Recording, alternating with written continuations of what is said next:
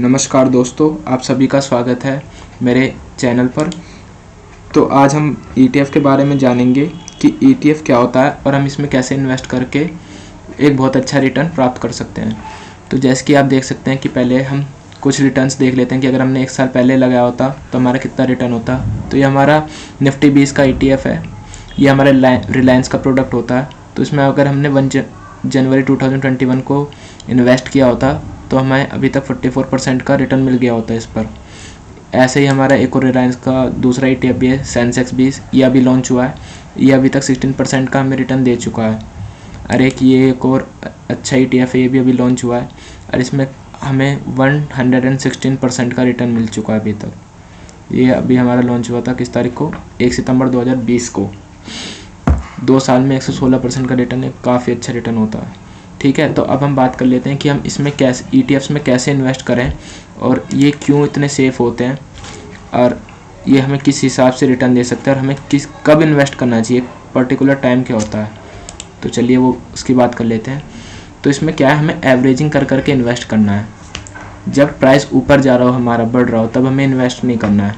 जब ये रिट्रेस करके नीचे आए, जब घट रहा हो, तब हमें इसमें इन्वेस्ट करना है। ठीक है, तो जैसे कि अभी प्राइस चल रहा है किसी ETF का 100 रुपीज़ पे चल रहा है, वो 110 पे चल रहा है, फिर वो टूट के 100 पे आ गया, तो आप कुछ क्वांटिटी डाल दीजिए। 500 क्वांटिटी हमने एग्जांपल के लिए लिए यहाँ पर।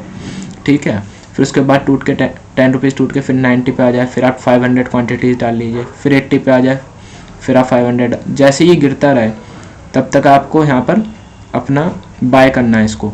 और जब यहाँ पर ये बढ़ना चालू करेगा तो आपको एक अच्छे रिटर्न मिलेंगे। जैसे कि आपने यहाँ पर 500 क्वांटिटीज़ यहाँ पर ली, 500 से 90 पे ली, तो 1000 क्वांटिटीज़ हो गई। और फिर 80 पे आ गया, तो आपको कितना लॉस हो गया। 1000 क्वांटिटीज़ पे 220 रुपीज़ का लॉस हो गया आपको। तो उस हिसाब से क्या कहते हैं, अगर हम कैलकुलेट करेंगे तो आपका टोटल लॉस जो है 15,000 का बैठेगा, क्योंकि 500 यहाँ पे ली थी, इस पर 20 का और इस पर 10 का ही होगा। जो यहाँ पे 500 लेंगे हम 90 पे, तो टोटल हो जाएगा हमारा 15,000 लॉस। फिर अगर यहाँ से बेस बना के प्राइस ऊपर की तरफ मूव करता है और हमें 7 पॉइंट्स मिल जाते हैं, तो यहाँ पर हमारी क्वांटिटी कितनी रहेगी, 1500 पे हमें 7 रुपीज़ का अप मूव मिला, तो हमें 10,500। तो यहाँ पर हमारा लॉस थोड़ा सा कवर होएगा।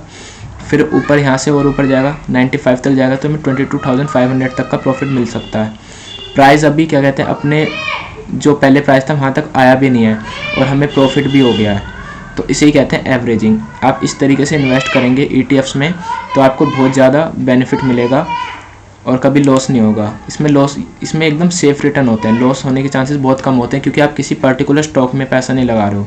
आप जो पैसा लगा रहे हो वो पूरे के पूरे इंडेक्स पे लगा रहे हो, निफ्टी 50 पे, बैंक निफ्टी पे। ठीक है, और इसमें क्या कहते हैं, इंडेक्स में सिर्फ वो सेम कंपनी नहीं रहती जो अभी हैं। जो कंपनी परफॉर्म नहीं करती है वो हमारी गवर्नमेंट हटाती रहती है, दूसरी कंपनी ऐड होती रहती है, तो उससे उस पर कुछ भी फ़र्क नहीं पड़ता है।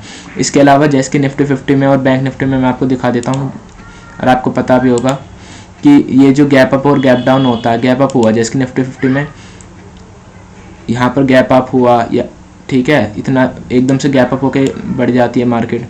ठीक है, तो इन गैप अप्स का भी आपको बेनिफिट मिलता है। गैप डाउन होगा तो उसी हिसाब से हमारा ETF भी परफॉर्म करेगा, वो नीचे की तरफ जाएगा। बट इवेंचुअली क्या होता है, मार्केट को तो ऊपर ही जाना होता है ना थोड़े टाइम बाद। जैसे कि आप यहाँ पर देखो, ये सब तो करेक्शन होती है। जैसे कि अभी 2020-21 में जो ये यहाँ पर करेक्शन आई थी, कोरोना के टाइम पे भी इतनी करेक्शन आई थी, बट उसके बाद देखो कितना तगड़ा बूम मिला। जब मार्केट करेक्ट होगी उसके बाद तो उठेगी ही उठेगी। एट दी एंड में तो मार्केट को अपसाइड ही मूव करना है, तो इस अपसाइड मूव का नाम फ़ायदा, ये जो करेक्शन होते हैं ना, हम यहाँ पे फ़ायदा उठा सकते हैं।